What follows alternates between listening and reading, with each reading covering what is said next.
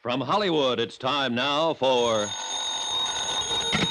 Johnny Dollar. John, this is Harry Branson of Philadelphia Mutual. Harry, what are you doing in town? I'm not. At least not in your town. But you've got a case for me. Do you know anything about violins? Oh, don't tell me. So he opened up his fiddle case and out came a submachine gun, that it? John, that technique went out with Prohibition. Now, seriously, this case contains a genuine Amati. Good. What's an Amati? One of the finest, most expensive violins ever made. This one was insured for $30,000. Was? Yes. Now, someone has to find it for us. What's more... Okay, Harry, I'm on my way.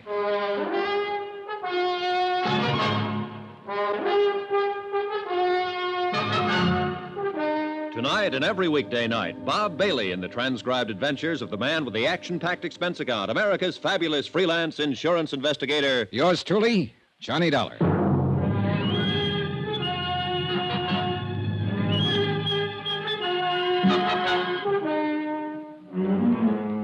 Expense account submitted by Special Investigator Johnny Dollar to the Philadelphia Mutual Liability and Casualty Company. The following is an accounting of expenditures incurred during my investigation of the Ricardo Amerigo Matter. Expense account item 1, 1240, train fare and incidentals to Philadelphia, Pennsylvania.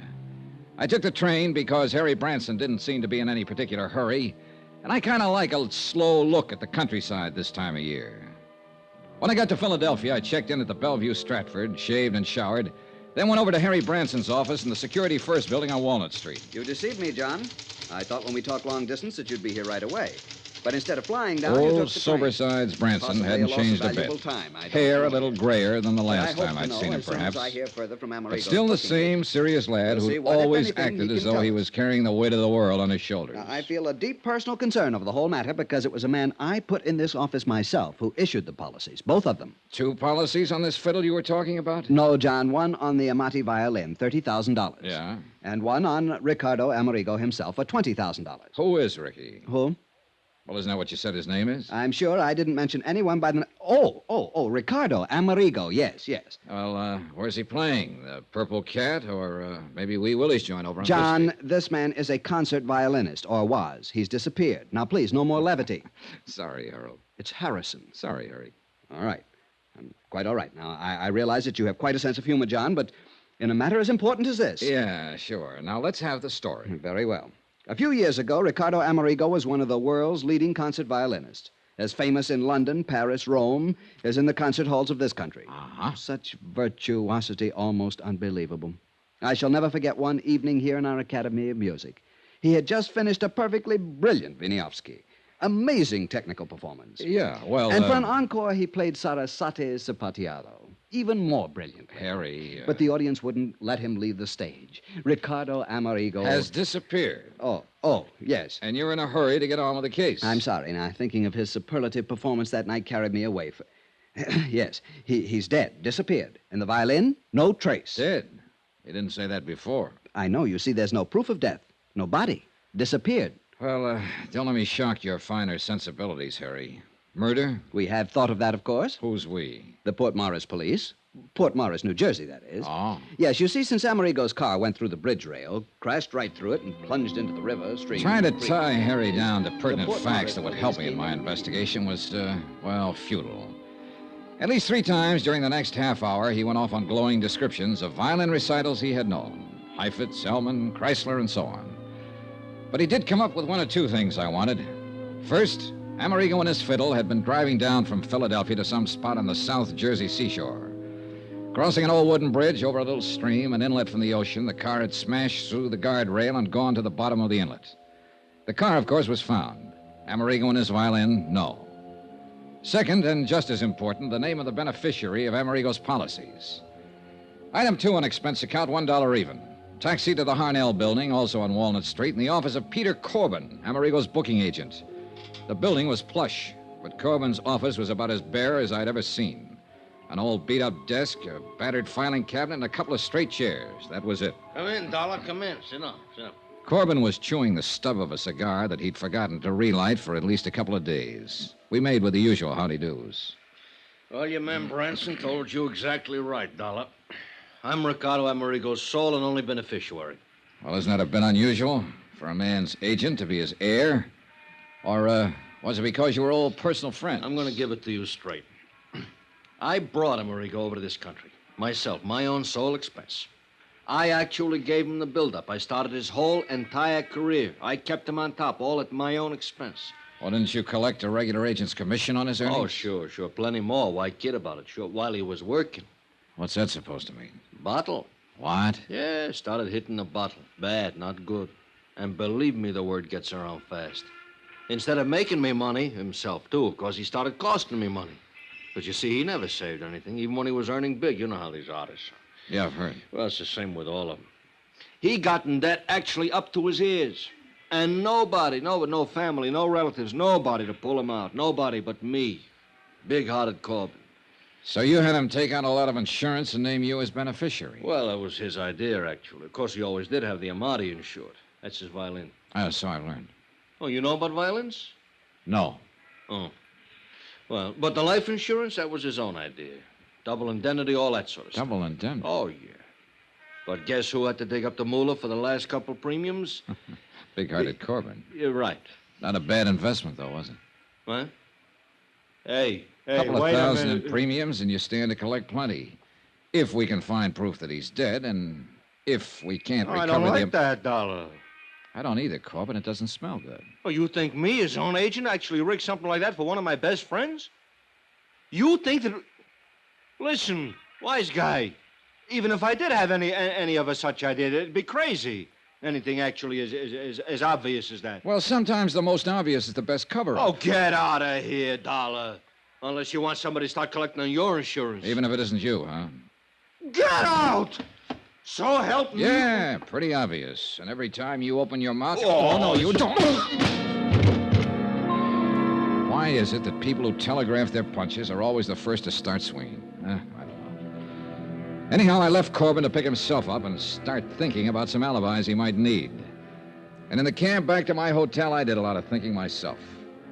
Sure, the obvious off times is the best cover-up, and yet it might be too obvious. Far too obvious. Branson here? Johnny Dollar here. Oh, John, good. Listen, at least there'll be no double indemnity to pay in the Amerigo matter. For accidental death, that is. You see... Wait a minute. About an hour ago, you weren't even sure he's dead. Did somebody find the body? No, unfortunately, but I've just received a call from the Port Morris police. They completed their examination of Amerigo's car. After they pulled it out of the creek, of course. I hope so. John, they found conclusive evidence of murder. Harry, I'll call you from Port Morris. Expense account, item 2. Subway, ferry, train, and bus fares to South Vineland, New Jersey.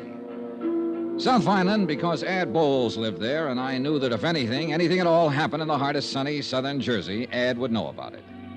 Retired and raising some of those wonderful South Jersey sweet potatoes and peaches with plenty of hired help, he amused himself by moseying around, getting to know everybody and everything that happened in his section of the state.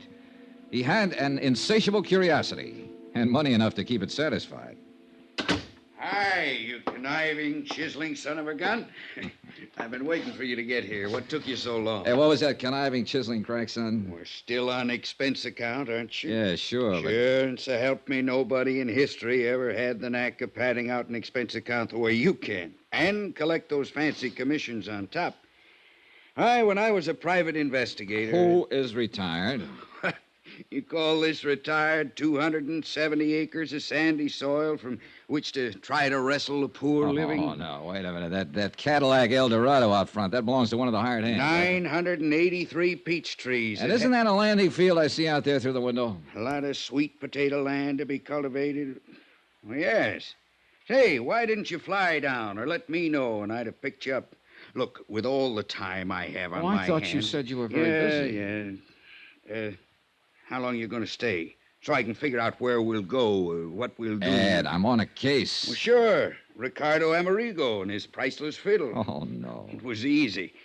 When I heard about him going over the bridge, I contacted Barney Peters of the Port Morris PD. From Barney, I learned all about the next of kin. His agent, that is. Pete Corbin. Right. And that boy at Philadelphia Mutual, Harry Branson. And I knew Branson wouldn't call anybody but you in on the case. So here you are. Still a private eye, aren't you, Ed? Gotta have some way of killing time. And I suppose you have the whole case solved. Yep. Well, according to Harry Branson, who heard from the Port Morris police just before I left Philly, it was murder. Oh, you point killer. I thought I'd be the one to tell you that. No, sorry. The cops knew it first. Second, I told them. Huh? Yeah, I showed them where somebody'd used a hacksaw on the steering arm of Amerigo's car when they dragged it out of the creek. Uh-huh. So that was it. Yep. And who wielded the hacksaw? Well, Pete Corbin. Who else? Why? Who else stood to benefit by Amerigo's sudden trip to the great beyond? No. It's too easy, Ed. What's more, he's the only one who had constant and complete access to Amerigo's car. Why, he not only mothered little Ricky, clothed and fed him and kept him in booze, but he paid his rent, swept out his apartment, serviced his car. No, it's too easy.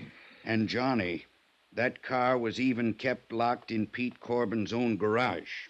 And Corbin had the only key.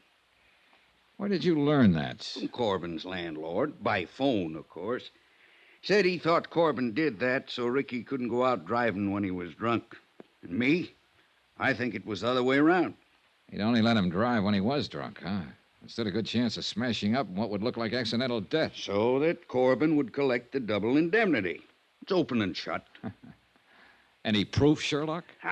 Just get to Corbin, throw it all at him, and break him down. Maybe he'll even find the hacksaw tucked up his sleeve. Too easy. Any bets that it isn't Corbin? Yeah, I'll bet you. You name it.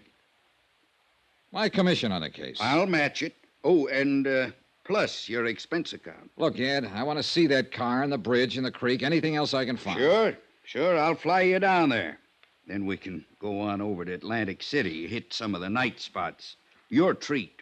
You know, so we can build up the expense account enough for me to collect plenty.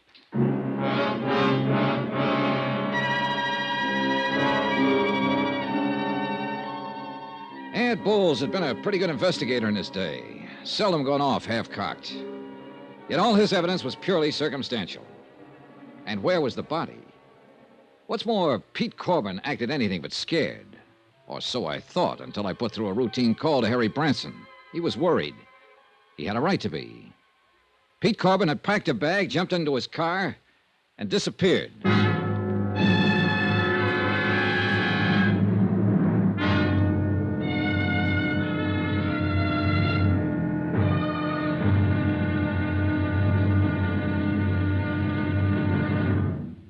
Now, here's our star to tell you about tomorrow's intriguing episode of this week's story. Tomorrow, a soggy day in a soggy South Jersey swamp. And a discovery almost too good to be true. Join us, won't you? Yours truly, Johnny Dollar.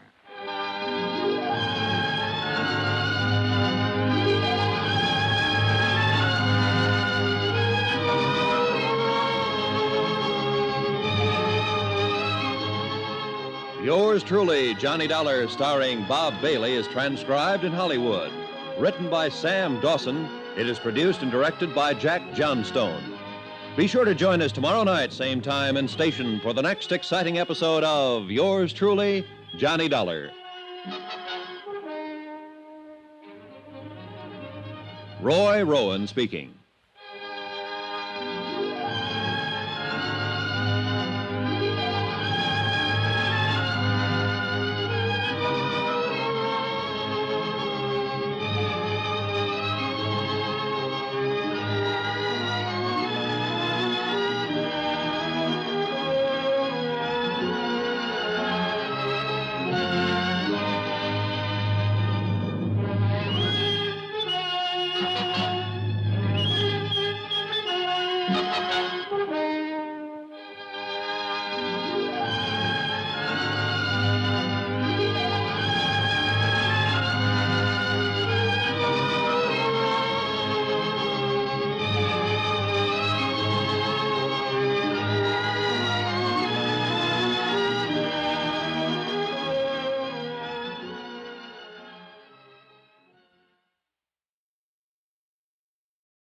From Hollywood, it's time now for Johnny Dollar. Sergeant Barney Peters, Port Morris Police. Oh, hi, Sergeant. Thought you and Adam Bowles were coming over here to look at the evidence in the murder of Ricardo Amerigo. We are. Ed's out warming up his plane. That's why I answered his phone. We got a visitor here in Port Morris. Who? The guy Ed thinks did the job. Pete Corbin, Amerigo's booking agent? That's right. In Port Morris? That's right. Well, are you holding him? I can't. No legal reason to, in spite of Ed's suspicions. Well, what's Corbin doing there? I don't know unless Ed's right about him. Huh? And Pete knows you're on his trail. Well, what's that mean? What could mean he's down here gunning for you.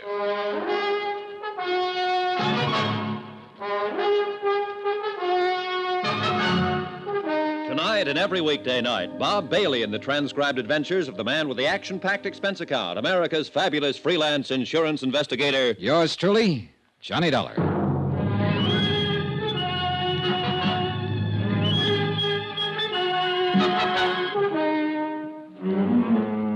Expense account submitted by Special Investigator Johnny Dollar. Location, Port Morris, New Jersey. Following is an accounting of expenditures incurred during my investigation of the Ricardo Amerigo matter. Item 3, $1 even. For whatever it was, the local druggist recommended to pull my stomach back together after the flight in Ad Bull's private plane from Ad's farm in South Vineland to Port Morris. In a sense, I'm glad we flew. In a car with Ad at the wheel, we'd have been all over the road. As it was, we were only all over the sky. Oh, beautiful day for flying, isn't it, Johnny? Can't you hold a straight course, Ed? What's the matter with this ship? Not a thing. I like to weave around a bit. I like the feel of it. You know, all that power under you. Yeah. Sure you're not just trying to scare me into welching on our little bet? I'm going to win that bet, Johnny. Your commission on the case, plus all that goes on that well-padded expense account of yours. You just get busy and find the body. Why don't you forget your dark past as a private eye and stay retired? What? And leave an old friend like you floundering around with a case that's Hey! clear-cut? You don't watch your steering, we'll be floundering around in those salt marshes down there. Sorry. But can't you see, Johnny? Pete Corbin, Amerigo's agent, has to be the heavy. He's the beneficiary of Amerigo's policy. Amerigo owed him a lot of money. Too easy. And Pete's the only person we know of who was with Amerigo constantly. You got motive, opportunity. Too easy, I tell you. But I wonder what under the sun Pete's doing in Port Morris. That we'll be finding out. We'll land there in a couple of minutes now.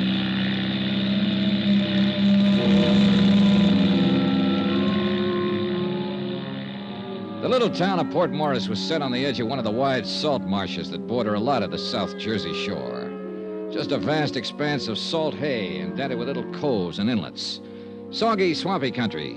Ideal breeding place for the famous Jersey mosquitoes. And I guess for me, the ideal breeding place for trouble. Sergeant Barney Peters met us at the mucky little landing strip just outside town. And we headed out on a narrow, muddy road across the marshes. Yes, sir, Mr. Dollar. If I were you, I'd try to pin down this Corbin. Where is he now? Back in town. Got Alf McCracken keeping an eye on him. Alf's the boy you saw Amerigo crash through the bridge that night, you know. Barney, I still wish you'd cooked up something to hold him. But what, Ed? Sure, Ed. Every bit of evidence you think you've got on Corbin is purely circumstantial. What else have you got to go on, John boy? Oh, we'll see. We'll see. After I have a look at the bridge Amerigo busted through in his car. It's just up ahead a bit. Crosses the Lucky Hoe Creek. I'd also like to know who could have... Well, I'd like to know what could have happened to his body. To that $30,000 Amati violin. You'll see. Just keep in mind that there's a mighty big flow of water in the creek from the tide coming in and going out. Tell me, Sergeant. Johnny, I checked it. Huh? Tide had just turned, was on its way out to the ocean at the time Amerigo's car went over the bridge. Right, Barney? That's correct, Ed. Right now, though, it's probably about as low as it'll... Whoa! What's the matter? Just pulling over to let this car that's coming past us. Otherwise, one of us might sheer off into the swamp. Yeah, these roads weren't meant for two-way traffic. Darn fool's coming pretty fast for a road like this. If he isn't careful... Hey, look, Pennsylvania plates. Huh? He's right. That's Corbin's car. Corbin, huh? Swing across the road. Block him. Quick! Son of a gun. Oh, no, where's Corbin, all right? Well, then swing around. Go after him. On this road, he'd slide off into the swamp so fast.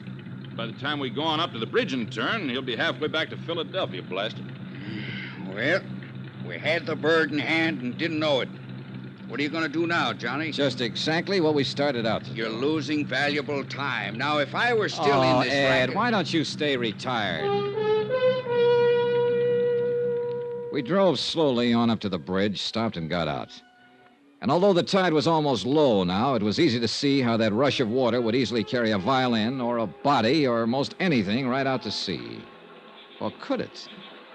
The tide was running this same way when it happened. Out. Yeah. And the current was a lot stronger than it is now, so you can imagine what it would... Huh? Yeah. What's the matter, Johnny? Well, that big bird nest, whatever it is, down there at the side of the creek, 50, 60 feet. Oh, that's just where the reeds and hay got matted up. Does look like... Hey. Yeah. If that isn't a fiddle case propped up on top of it. Sure looks like one. Sure it is. Sure. The tide was higher then. The fiddle's stuck in those reeds. Wait here. Well, now, Johnny, don't. You come back here. Dollar! Dollar, it's like quicksand. Stay out of it. You darn fool. It was Come like on back. quicksand, too. You'll never make it. Black, gluey muck. And I sank into it up to my knees. I almost had to swim through it, hanging onto it, pulling myself along by the reeds and bulrushes. But half of this case hung on that $30,000 Amati violin, and I wasn't going to let it slip out of my hands. A couple of times I dropped into soft holes, almost up to my shoulders, but somehow I kept going. Pulled the fiddle case off the pile of matted weeds and started back. But it used up most of my strength. With only one hand to pull myself along, to... Ed! Johnny! Johnny, try and grab this rope. Here. Can't! Breach. Try it again, Ed. Drag it back. Try it again. Johnny, use the violin case. It'll keep you afloat. I'll try. You all right, Dollar? Dollar! Here, Johnny. The rope again. Johnny! Johnny!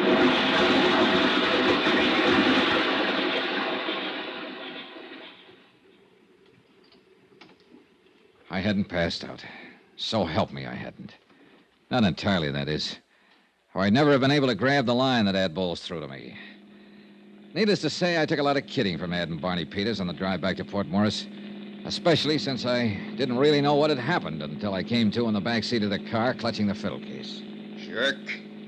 If you'd held onto the rope with the death grip you have on that violin case, we'd have got you out of that muck before you swallowed half the salt water in that inlet. Yeah, sure. I'll say this for you, Mr. Dollar. You don't give up easy. The fiddle. The $30,000 Amati. At least I had half of this miserable case in hand in my hands. There'd be no insurance collection on that violin. And then I saw it. What's the matter, Johnny? You passed out again? No, Ed. You should have cleaned me up before you piled me into this car. What? Look, What is it? piece of shirt. Ricardo Amerigo's shirt. Is that? Yeah, look, monogram on the pocket, R.A. And what looks like bloodstains. Hey, you're right. Where'd you get that? I must have picked it up when I picked up the fiddle. Well, at least it proves that Amerigo went down with his car. No doubt of it. What I didn't tell him was that the piece of cloth from Ricardo Amerigo's shirt was fastened to the violin case. Deliberately put there. But by whom? By Pete Corbin, Johnny. That's your man. Are you listening? Yeah, I'm listening. Beneficiary, confidant, caretaker of both Ricky Amerigo and his car. Who else could have sawed through the steering bar that made the car run off the bridge? And a guy who was smart enough to have it happen in this godforsaken salt Now, marsh. just a minute, Ed. Okay, Barney, in the heart of sunny southern Jersey, where he expected nobody'd find car or body or even the fiddle until long after the insurance claim was met. Thanks to a tide that'd carry everything out to sea. For indeed, my friend, if your deputy, Alf McCracken, hadn't actually seen Amerigo's car slip through the bridge rail... Oh, wait a minute. Yeah. If Pete Corbin had planned this whole thing, he would have made sure the corpus delicti would be found. Johnny, that's why he had the accident happen where somebody saw it. Yet that somebody, Alf McCracken, didn't see the fiddle float away, didn't see the body float away from the car. Oh, stop it, John, boy. You know as well as I do that this whole thing was engineered by Corbin. All right, tell me, investigator, what was he doing down here today? Lord knows, and I don't care. Probably to plant that piece of shirt. Johnny, I've given you all the help I'm gonna on this case. From now on, you either follow my tip and lose your bet to me, or you don't and give yourself a black eye with insurance company. Phooey. Johnny, Oh, yeah, Barney. Ed's a good detective. He'd have to be to retire on that nice farm of his over in South Vineland. He even broke a burglary case for me once here in Port Morris a couple of years ago, one I couldn't break myself. Pastime. But you've got guts. I like you for it. Thanks a lot. And to me, the Pete Corbin theory looks Well, too easy. Oh, not you, Barney. That's what I've been trying to preach to that stubborn egghead sitting beside you. I'll lend you a suit of clean clothes, and you can chase this thing down in the way you want to, without the dubious help of somebody who's just trying to win a bet from you. Traitor. And if I were you, I'd hunt up a few other people who knew Ricky Amerigo besides his press agent, Pete Corbin. You are a mind reader. Gentlemen, I have only one thing to say. And, Johnny, it's addressed to you. When you finally find that Pete Corbin done it, you know where to send the check to me.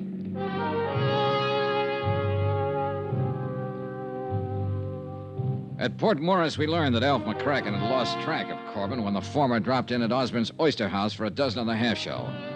Hadn't even seen him take off in his car, much less leave in a hurry after spotting us on the road to Lucky Hole Creek.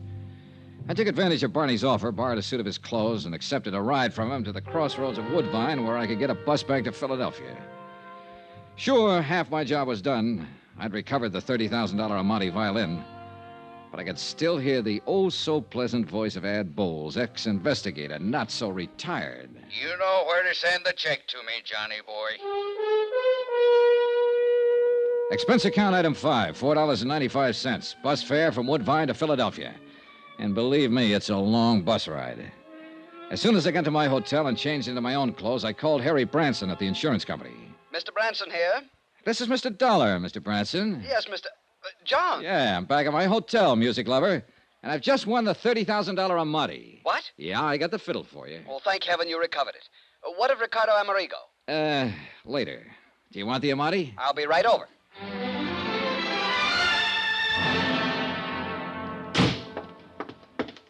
Where is it, John? Where is it? Right here, Harry, right here. Case, bow, and all. Oh, thank heaven.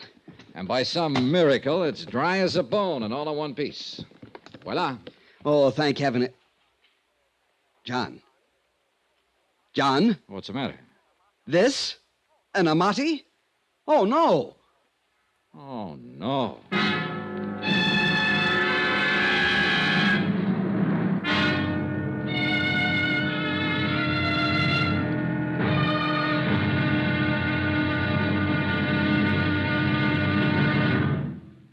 Now, here's our star to tell you about tomorrow's intriguing episode of this week's story. Tomorrow, the results of a poker game. And believe me, there are times when the cards can be really stacked against you. Join us, won't you? Yours truly, Johnny Dollar.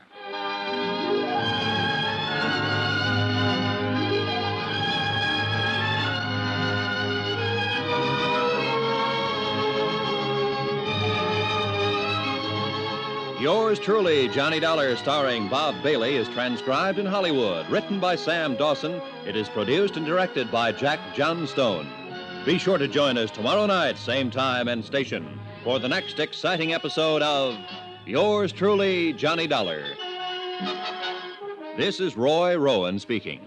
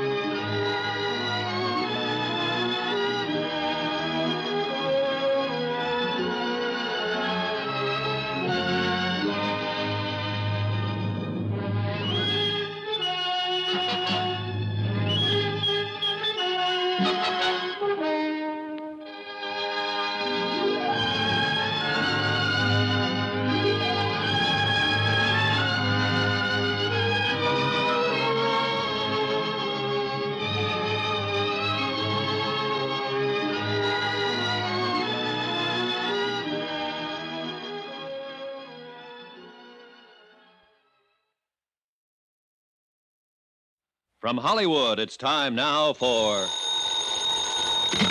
Johnny Dollar. Yeah, Pete Corbin, Dollar. I found your message when I got in, but I don't know why I'm returning your call after that lacing I took from you. Well, at least you haven't run out on us. Why should I? How would you like to explain what you were doing in Port Morris, New Jersey yesterday afternoon at the scene of the so-called accidental death of your client, Ricardo Amerigo? Oh, yeah, I thought that was you I saw in that car down there. It sure was. Are you in your office? Yeah, that's right. I thought you wanted Well, stay to know... there. I do want to know. That and a lot of other things. I'll see you in about an hour after I've made another call. Okay, I'll be here.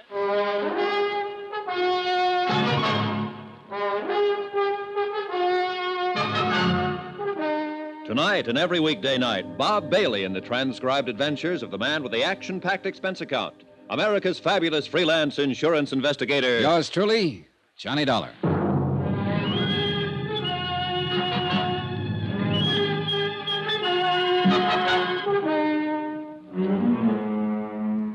Expense account submitted by Special Investigator Johnny Dollar. Location, Philadelphia, Pennsylvania. To the Philadelphia Mutual Liability and Casualty Company. Following is an accounting of further expenses during my investigation of the Ricardo Amerigo matter. Expense account item 6.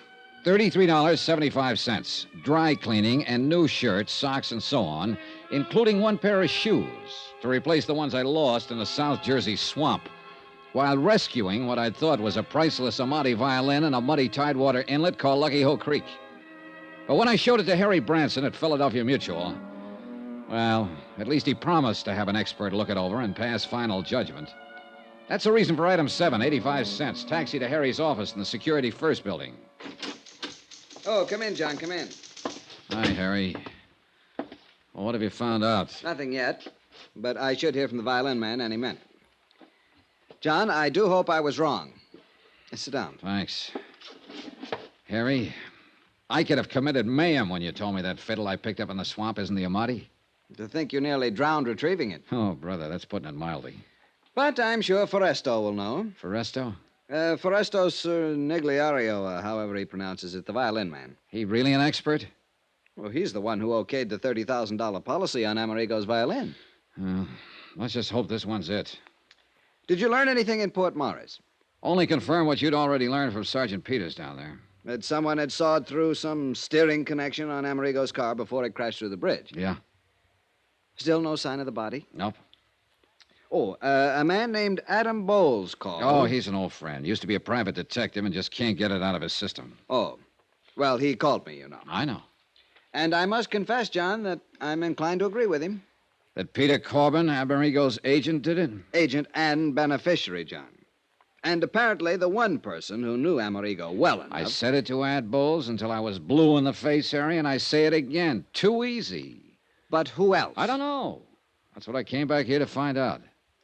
All the evidence. Circumstantial evidence. The kind of man that'd be a fool to let pile up against him if he really was guilty. Even so. Harry, let me do it my own way, huh? What if this Corbin tries to skip out? Then will be the time to... Excuse me. Yes. Mr. Cherniero to see you, sir. Cherniero. I knew that was it. Send him in. Man is here, John. Foresto? Yes, sure. Oh, well. Come in, Foresto. Meet Mr. Dollar. Yeah, how do you do, Mr. Doll? You brought the fiddle? Yeah. Right here on the desk. Well? Thank you. I'll open up the case. Well, is it? Mr. Bronson, Mr. Dollar, I'm sure. Well? Well, Mr. Cherniero? Cherniero. Look, you've only got to look now that I've cleaned away some of the mud and the salt from the swamp where it was found. We're lucky it did not do any real damage to change the appearance. But nobody could tell the way you gave it to me. Well, how about now that you've cleaned it up? Yes. You see here. The shape of the F holes, the curve to the belly. Yeah? The beautiful shape, the signs of age, and above all, here, you see, the label. Label? Through the F hole, you can see it. There, Niccolo Amati. Then it is Amerigo's. See? You're sure, Mr. Cherniero? The label says. And Foresto says. Well, look, I talked with a fiddle player in the orchestra at my hotel last night. He told me there are literally thousands of imitations of every important violin ever made. Shape, size, label, and all. Now, listen, Foresto. See? Tell me the truth. Do you really consider yourself an expert? Well, I'm a seller violins in my store. Violins, harmonicas, ocarinas, victrolas. How good are the violins you sell? Oh, so good ones. Some as high as $65. Harry, do you mean to tell me... With all due apologies, Foresto, do you mean to tell me he was your authority for a $30,000 policy on Ricky Amerigo's violin? Well, of course, a representative from the Wurlitzer collection in Chicago verified Foresto's opinion at the time. See, the Wurlitzer know every good violin in the world. Yeah, Harry, let me have it. I'll give you a receipt for it. I'll bring it back when I'm through with it. Whatever you say, John. I assume you want to check further on the authenticity. And you are right. John, Yeah. to put it bluntly, you've still not accomplished very much insofar as Amerigo himself is concerned. With this fiddle under my arm, I think maybe I will. See you later.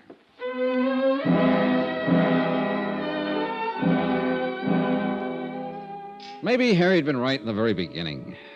Maybe I should have known a little more about music, or more specifically, violins. Or maybe I should have left this aspect of the case to someone else and concentrated on the disappearance death of Ricardo Amerigo. Maybe I... well... Expense account item 8, 80 cents. Taxi to booking agent Peter Corbin's office. All right, Dollar, let's not waste either your time or either mine. You want to know what I was doing? That's right, Corbin. The Amati. I found it right where you planted it, in that swamp near Port Morris. You actually found it. What do you mean where I planted it? What else were you doing down there in the South Jersey swamps? Is that where you found Well, it? you ought to know. But frankly, Corbin, I think you overplayed it a bit when you tucked part of one of Amerigo's monogram shirts there with it. I don't know what you're talking about. Actually, I mean it. Then what were you doing down there? And, brother, you better make it good. The same thing you were. Trying to find out what happened to Ricky Amerigo. I tell you, Dollar, I was his best friend. It's a true fact. If his fiddle was down there, too, I didn't see it. I wish I could believe you. But the way it looks from here, you were willing to have the Amati violin found lying out there in that salt marsh because you couldn't get rid of it without exposing yourself. It didn't put any money in your pocket the way you figure Amerigo's death will. The way it looks from here, Dollar, that's where you're wrong. Yeah? Yeah, actually wrong. If Amerigo's dead, I collect on his insurance as his beneficiary. That's what the policy says, but believe All me... right, all right. But you think I wouldn't collect on the Amati fiddle, whether it was found or if it wasn't found. That's where you're wrong. What are you talking about? Because I'm also a beneficiary to his will. How do you know? Because I'm not only the sole and only heir in his will, I'm also the executive of his estate, too. Oh. Yeah. So if I was the heavy, what would I take a chance leaving a $30,000 fiddle laying around in some swamp? Cover up? $30,000 worth? All right, what did you do with the hacksaw?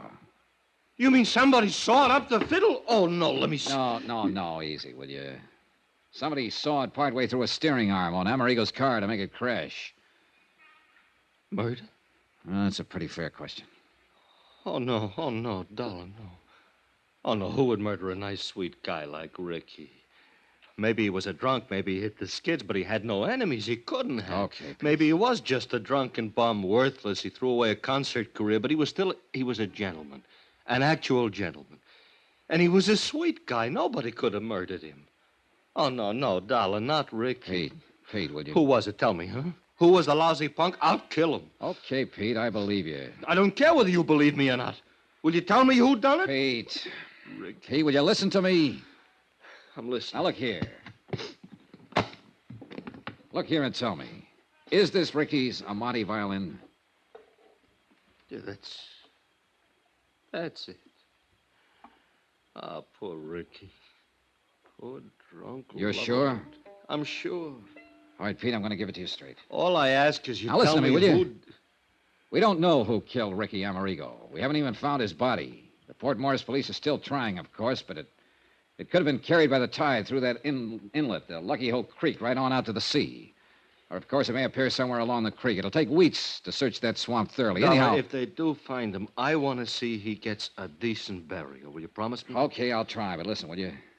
Because of the sawed-through steering arm, his death was made to look accidental. Double indemnity. And you're the beneficiary. He not only wasn't making you any money because his drinking kept him off the concert stage, but he owed you money, plenty. Now, that's a motive. As for opportunity, who else had as much as you? Nobody. But I love the poor guy. I try to keep him alive, to get him back on his own. You told me, and I believe you. But the fact remains that the insurance company, the police, even a pretty smart private detective I know, all figure you for number one suspect.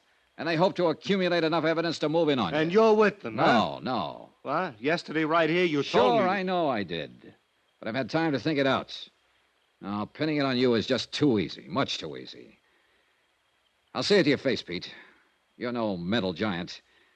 But only an utter fool would let circumstantial evidence like that pile up against him and then commit a murder like that. I may be wrong. Lord help you if I am and find out. But I think you're clean. I swear I am. And I'm going to play it that way unless I find solid reason to change my mind. Because, Pete, Yeah, Johnny. you're the one person who can help me in this case. I'll do anything. Actually, anything. Just ask me. All right. Now, first tell me where you were last Friday evening when Amerigo's car made that dive off that bridge. Alibi? That's right, brother, and you can be sure I'll check it. At Willie's. All right, who's Willie? Willie Elliott. He's a saxophone player, one of my clients. He was a friend of Ricky's, too. Well, where can I find him? What's his address? I'll write it down for you. We had a four-handed poker game. Who else in the game? Well, Jerry Goldsmith, 120. He know Ricardo, too? Oh, yeah. Composer, conductor, violin player. Fiddle player, huh? Who was the fourth? Eric Snowden. Who's he? He's a fiddle maker. He lives at his shop. I'll write that down. Fiddle maker, did you say? Yeah. Here you are. Yeah, he was the sole and only man Ricky would ever let touch his amati for repairs and fixing up, you understand? Who else were good friends of Ricardo's? While he was making it, plenty. Lately, nobody. You sure? Oh, nobody, Johnny, I know. Of course, he hung around a lot of bars. He was a regular. Give me a list. Well, let's see. There's a little place over on Pine Street called the Yellow Lamp. Expense account item 9, $370. A quick sandwich for Pete Corbin and myself and a flock of phone calls to Pete's poker pals. Just to make sure they were in and available when I could get around to see them. I had to phony up an excuse for seeing each of them.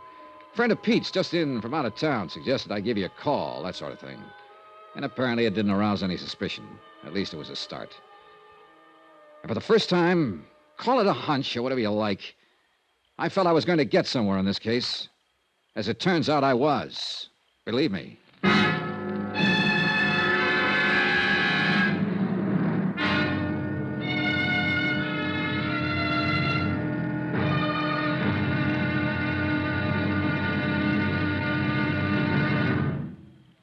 Now, here's our star to tell you about tomorrow's intriguing episode of this week's story. Tomorrow, a trio of musicians. The question, which one's story was playing a little flat? Join us, won't you? Yours truly, Johnny Dollar.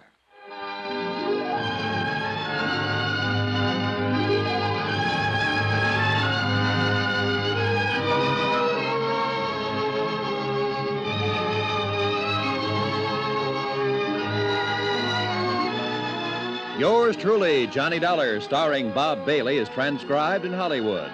Written by Sam Dawson, it is produced and directed by Jack Johnstone. Be sure to join us tomorrow night, same time and station, for the next exciting episode of Yours truly, Johnny Dollar. Roy Rowan speaking.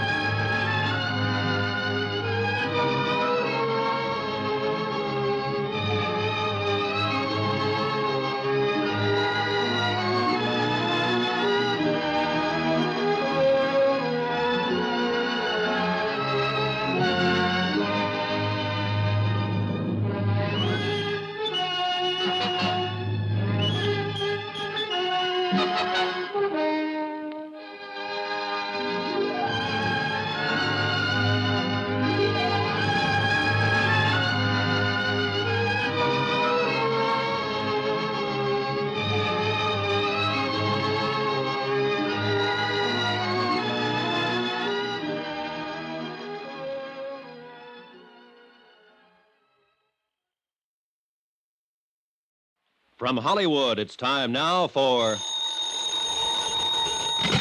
Johnny Dollar. You are Investigate. Hello? What'd you say? Who is this? You are Investigate Ricardo Amerigo. Yeah, that's right. I'm investigating the Ricardo Amerigo Matter. Who are you? Hello? Hey, listen, do you have some information, a tip on the case? Who are you? Hello? Hello. Hey, what is this, a gag? Yeah. Or is it supposed to be some kind of a cockeyed threat, a warning for me to get off the case? Believe me, this is no gag. Hello? Hello?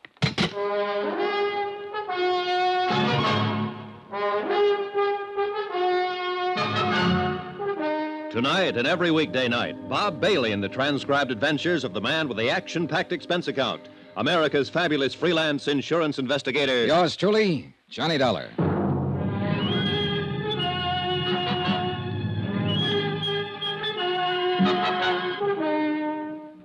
Expense account submitted by Special Investigator Johnny Dollar. Location, Philadelphia, Pennsylvania. to the Philadelphia Mutual Liability and Casualty Company. Following is an accounting of further expenses incurred during my investigation of the Ricardo Amerigo matter.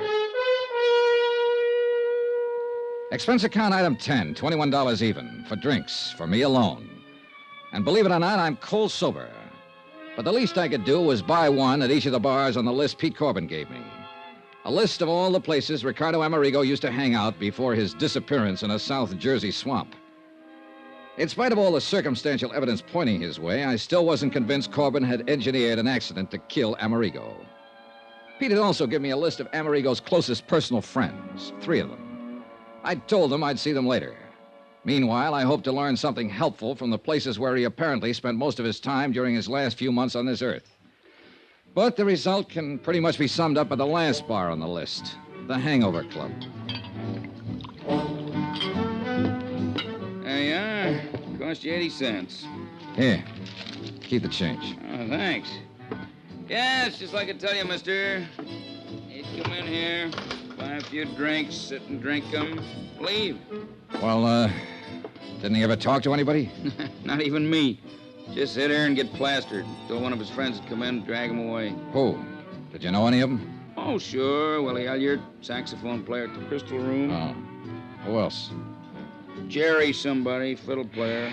Jerry Goldsmith. Yeah, they're on my list. Huh? Anybody else? No. Oh, yeah, wait, sure. His agent, Pete Corbin. Yeah, that's... Hey, if you knew that, why'd you ask me? I've heard the same thing exactly 20 times so far today. Yeah, well, I'll say this for him. They must have loved Amerigo. They might have fought and argued with him when they caught him in here, but it was all for one thing, to try and straighten him out. But, mister, he was too far in. Yeah. Yeah, shame for a talent like him, concert violinist, to hit the skids the way he'd done, but nobody couldn't seem to help him. The story had been exactly the same in every bar on the list. Apparently, the only friends, the only associates that Ricardo Amerigo had were those Pete Corbin had named. Expense account item 11, 110, cab fare to the apartment of William Elliott over on Callowell Street. Same story. No new names of friends or even acquaintances. He and Corbin and Goldsmith and the old English violin maker, Eric Snowden, had known Amerigo for years, good times and bad. Had all tried to help him, straighten him out, were deeply grieved over his death. Item 12, 570, cab to a suburb called Lanark to see Jerry Goldsmith, where I'll admit I expected to get the same story, the same names, no more, no less. This time I took the Amati violin with me.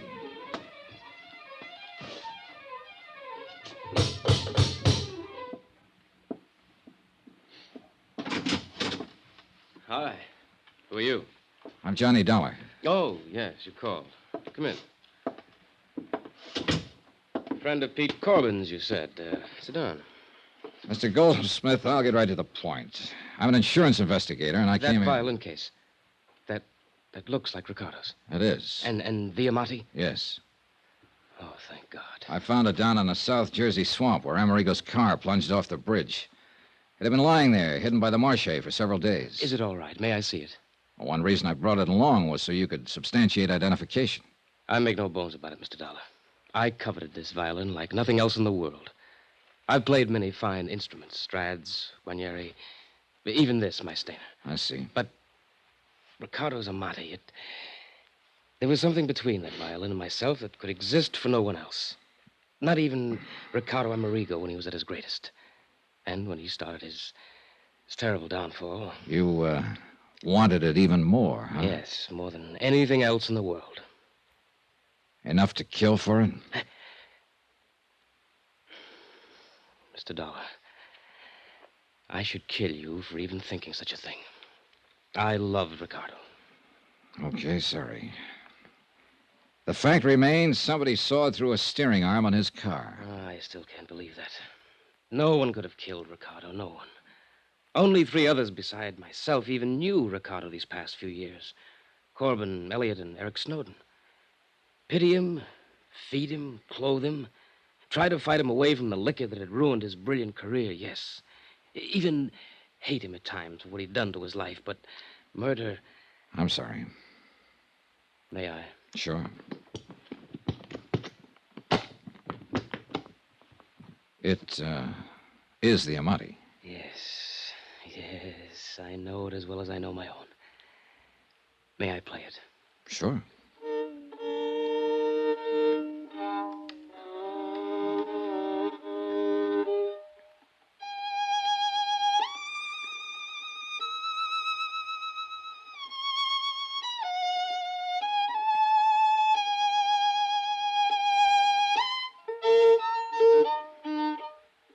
What's the matter? I don't know.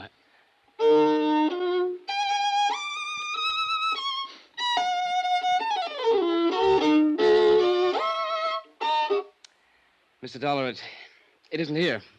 The tone, the brilliance, the response, it isn't here. Something's wrong. You're sure this is the Amati? Oh, of course I'm sure, but something's wrong. Something's happened to it. It isn't the same. Well, you think the dampness of the swamp might have done... No, you can see. It's all right, but it isn't. Well, I don't know anything about violins. There are no cracks, no marks, no damage. Even the sound post. But you're sure it's Ricardo Amerigo's Amati? Yes, I told you so. I couldn't possibly be mistaken. But something is... Mr. Dollar. Well? I don't know. You know something? I don't either. I'm afraid I left Jerry Goldsmith rather abruptly and in a rather distressed condition. But I had plans, and the sooner I could carry them out, the better. Item 13 on expense account, $4.20 taxi fare back into town to the shop of Eric Snowden, violin maker. The only man who'd been allowed to touch Ricardo Amerigo's Amati, except, of course, for the music store owner who'd cleaned it up after I found it in the swamp. Yeah, it was possible he had done something to it that would destroy its tone. But for some reason or other, call it a hunch if you like, I hope not. Snowden's shop was located on a colorful little side street. Really not much more than an alley called Eisminger Street. Right in the middle of one of the busiest sections of the city, surrounded by skyscrapers, office stores, and all the traffic that goes with them. This one little alley. Except for Snowden's place, the tiny buildings packed side by side are all residences, left over from years gone by when this was a residential section, and still unspoiled by the bustling activity around it. Thank you, Mr. Romandi. And I'll be sure to hear you at the Academy of Music Saturday night. Sir! Mr. Snowden? Yes, I'm Eric Snowden, but that violin case... I'm Johnny Dollar. I phoned you. Oh, please come in. Mr. Dollar. That's right. It's Ricardo Amerigo's. It's been found. Please let me... Mr. Snowden, I'm an insurance investigator. Part of my job has been recovery of this violin. It's possible loss was the most heartbreaking thing I ever contemplated, but you found it. I think so. You think? I don't understand. Well, here, take it. Examine it. Yes, but not here. Come, we'll go up to my workroom on the second floor, where I can check it thoroughly.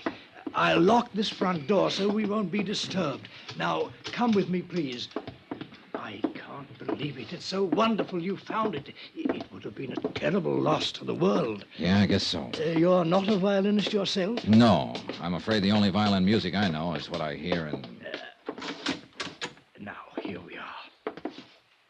Oh, quite a shop. Most of the finest violins in the world have been here, one time or another. The Stradivarius of Yasha. It was quite a shop. The violins The of... walls were lined with fiddles in the making, and with tools. Some familiar and some that were... Wait a minute. Hacksaws. A couple of them small and delicate, but one a big one and dirty. As Eric Snowden turned away to open the violin case, I ran my fingers over the blades. There was grease on one. Axle grease. Now here.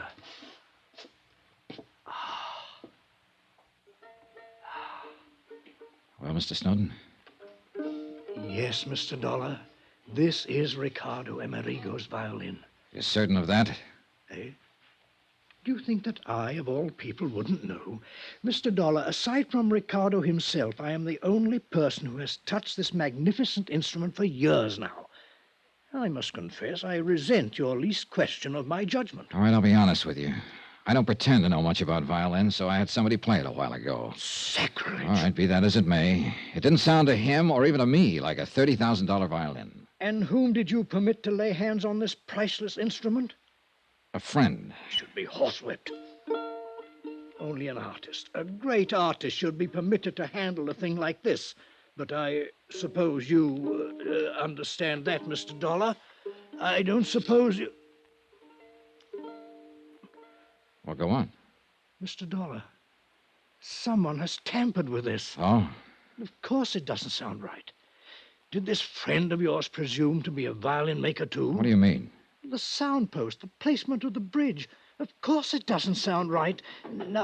Now, why does somebody have to... Do you want to answer that? No, let them wait. This is more important. No wonder you or your friend or anyone else question the validity of this instrument. Hey, whoever that is down there, he really wants you. Look here, a simple adjustment here and here. Oh, bother. Go ahead, I'll wait. All right, I shall be right back. It was a quick suspicion when I spotted the hacksaw on the wall, and I couldn't forget the warning over the phone. While Snowden waited on his customer, I poked around the shop some more, looking for goodness knows what. And I found exactly nothing. No doubt Snowden was telling the truth. Until I started to sit down to wait for him, and as I pulled over a stool, I knocked open the door of a cabinet next to his workbench. I started to close it again, and then I saw it. Hanging there on a hook was a violin. I grabbed it out of the cabinet and held it under the light beside the one in Amerigo's case. I held them up together. It was unbelievable.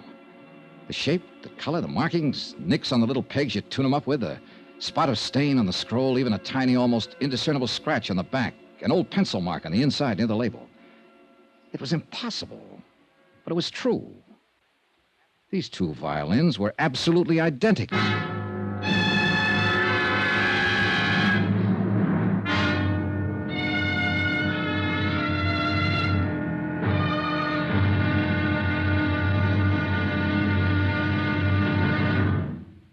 Now, here's our star to tell you about tomorrow's final intriguing episode of this week's story. Tomorrow, well, it's a wind-up. But believe me, a wind-up with a real twist. Join us, won't you? Yours truly, Johnny Dollar.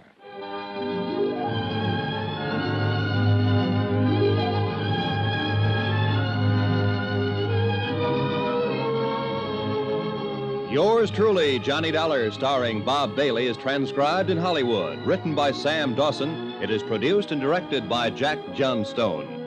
Be sure to join us tomorrow night, same time and station, for the next exciting episode of Yours truly, Johnny Dollar. Roy Rowan speaking.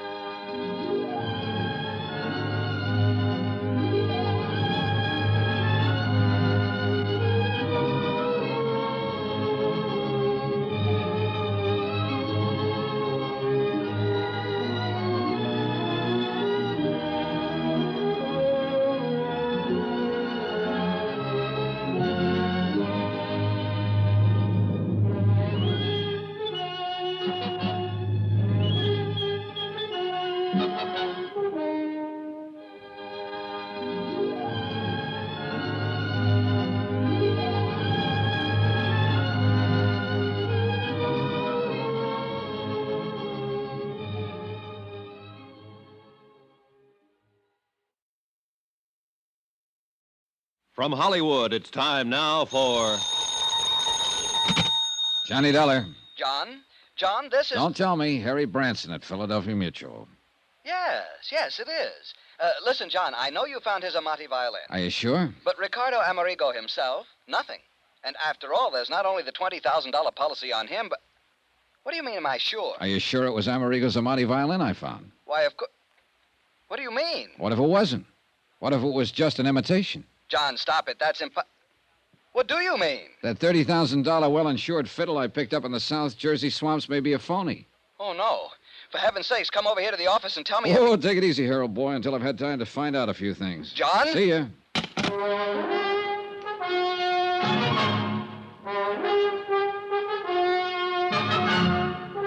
Tonight and every weekday night, Bob Bailey in the transcribed adventures of the man with the action-packed expense account, America's fabulous freelance insurance investigator. Yours truly, Johnny Dollar.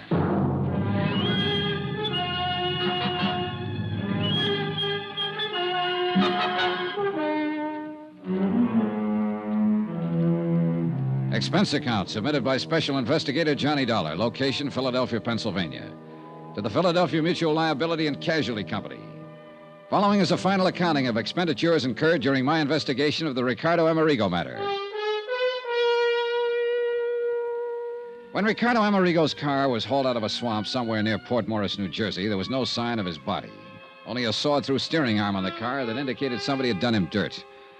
However, I did find the fiddle, the $30,000 Amati that had helped him become one of the world's top concert violinists. Anyhow, with a fiddle under my arm, I ended up at the shop of violin maker Eric Snowden for final confirmation that it was the genuine Amati that I'd found. This Eric confirmed. However, while we were in the second-floor workroom of his shop on Eisminger Street talking about the fiddle, somebody pounded on the street door downstairs. Oh, bother. I'll be back in a moment, Mr. Dollar. And that's when I accidentally, and so help me it was accidental, I knocked open the door of a cabinet and discovered another violin, identical in every respect with the one I'd found in the swamp at the scene of Amerigo's accidental death. Okay, so I did exactly what you would have done. I put the one in the cabinet into Amerigo's case and the one from the case into the cabinet. One of them was the genuine Amati. But which one? I'm sorry, Mr. Dollar, but he was so insistent. I thought he was one of my, shall we say, better clients. As it turned out, it was just a youngster who wanted to see one of the new G-strings. A youngster? Oh, I see you're joking. But now, let me take this magnificent instrument, readjust the sound post and bridge so that it... No, wait, Mr. Snowden. Eh? It's later than I thought. There are some things I must do immediately. Suppose I come back here later. Very well. Meantime, I shall make the adjustments on the Amati to restore its No, tone. I've got to take it with me. But I don't understand. There are a few things in this case I don't understand right this minute, but I hope to before very long. Mr. Dollar, you talk in riddles. Why don't you leave the violin? No, and let thanks. me- I'll see you later. But please be careful with it. If anything should happen to that priceless... Don't worry. Nothing will happen to it. I found that I'd almost spoken too soon, for I pounded down the stairs, across the floor of the store, and out of the door without the caution the book says one should exercise when leaving a suspect in a case. I'd no sooner got out on the street...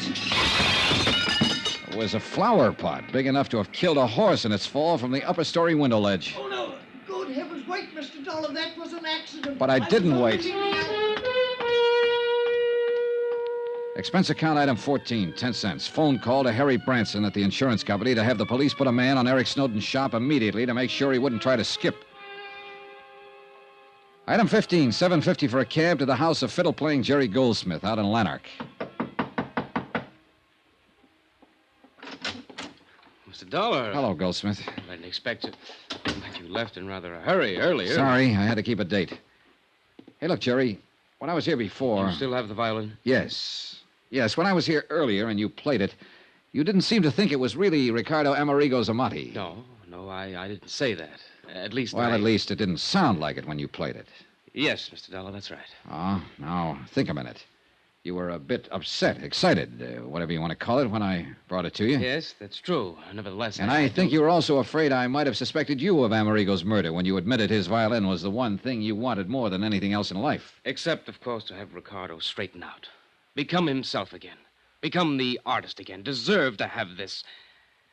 Oh, I don't know. Whatever I say seems to make it sound like I don't know. All right, now, look, Jerry, calm down, will you? I'm not trying to pin a murder rap on you. Calm down and do something for me, will you? Why, yes, of course. What? Here.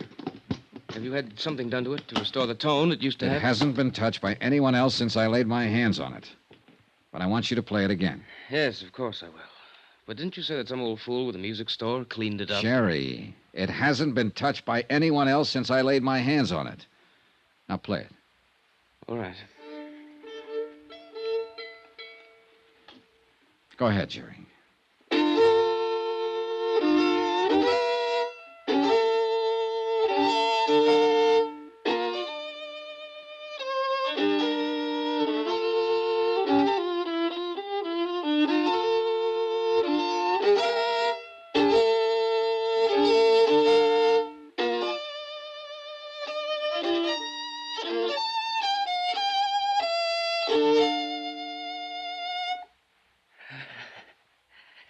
It's the Amati, isn't it? Yes. Yes, it's the Amati. A beautiful, wonderful...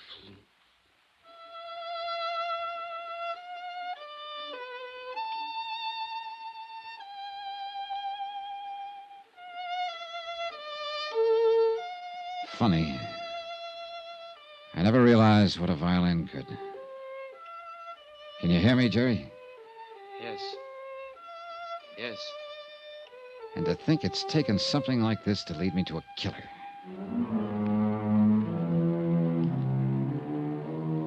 Expense account item 16, $4.20. Cab to Philadelphia Mutual, the office of Harry Branson. But if you're right, John, you mustn't go out there alone. Don't you understand? If he's the man who planned the murder of Ricardo Amerigo, he wouldn't stop. Yes, I had the police put a man out there to cover his shop. But, John, I still think it... Expense account item 17, $1.60. The buck was a tip for going through a couple of red lights.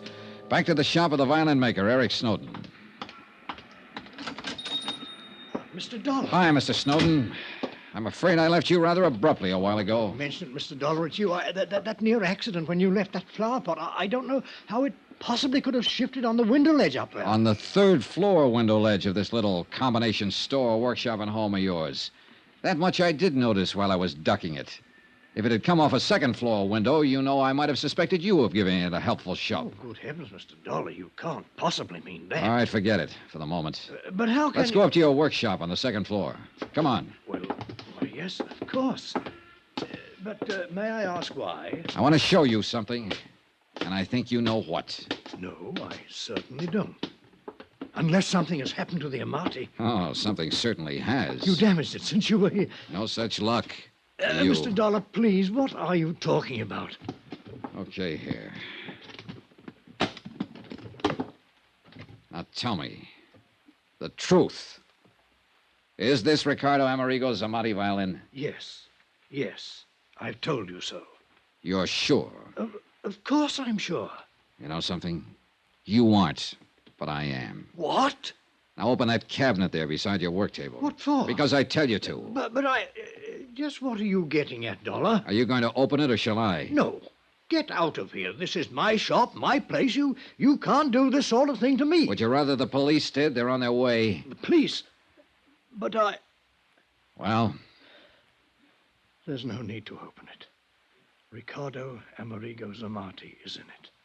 Well, that's where you're wrong. This is the Amati. In this case, the one in the cabinet is the identical copy of the Amati that you made.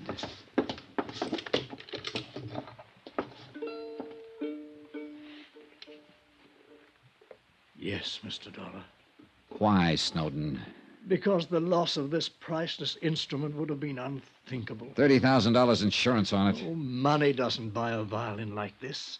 It must be played by an artist, by many artists, like the artist Ricardo was. So when Ricardo disappeared... Or was murdered? When Ricardo disappeared, I had to make sure that the Amati would still... I didn't murder him. Isn't this the hacksaw that cut the steering rod on his car? Well, Snowden, isn't it? Yes. No, I mean... And because of it and your crazy plan to keep the real Amati, you and you alone are going to take the rap for Amerigo's murder. No, please. Ricky. No use, Eric. That's right, Mr. Dollar. I'm Ricardo Amerigo. You're what? The dirty, drunken has-been that started all this. Sawed through the steering rod on my car, wrecked it in the swamp, left some of my clothing there. That phony fiddle was my idea. Not to collect the insurance on it, not that alone. But to make sure it could come back again. Be played again by somebody that deserved to play it. The way perhaps one time I deserved to play it. But, Ricardo... A man disappears, murder, or whatever. There's a fuss about it for a while, and it's over. But this, no, this must live. This violin, it will now. The world will be the better for it. But you... and this apparent murder... The insurance was my last hope of paying back Pete Corbin, my agent, and the others who tried so hard to straighten me out. Pay back some of the money and the heartbreak they spent on me. Or let your insurance company pay them back.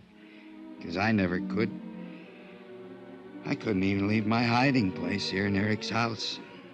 Because I knew that sooner or later he'd pity me enough to give me more of the drink that's been all I've been living for. Eric, God bless him, Eric knew, of course, but only he. Be kind to him, if you can. Ricky. That's all, Mr. Dollar. Oh, unless...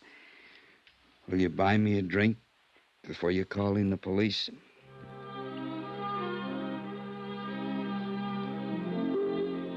Expense account item 17, $850. One bottle of the best I could buy before I called in the police. Item 18, hotel in Philadelphia, miscellaneous fare back to Hartford. Total expense account, $182.65. Remarks? No insurance payment necessary on either the Amati or the man. And I guess he really was a man. More than he knew. What the courts will do about him and about Eric Snowden, well, the courts will do. And I'm glad I have to have no part in it. You know, it's funny. Somehow I think I have a little better appreciation for music now than... Oh, well. Yours truly, Johnny Dollar.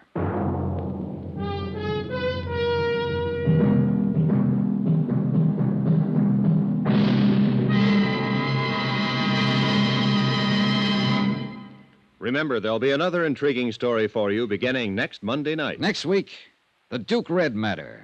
A racehorse that could only be stopped by a killer. And the killer didn't stop with horses. Join us, won't you?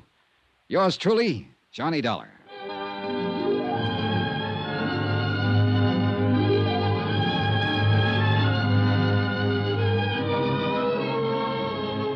Yours truly, Johnny Dollar, starring Bob Bailey, is transcribed in Hollywood. It is produced and directed by Jack Johnstone, who also wrote this week's story.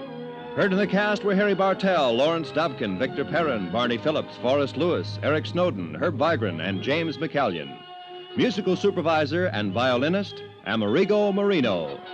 Be sure to join us on Monday night, same time and station, for another exciting story of Yours truly, Johnny Dollar. This is Roy Rowan speaking.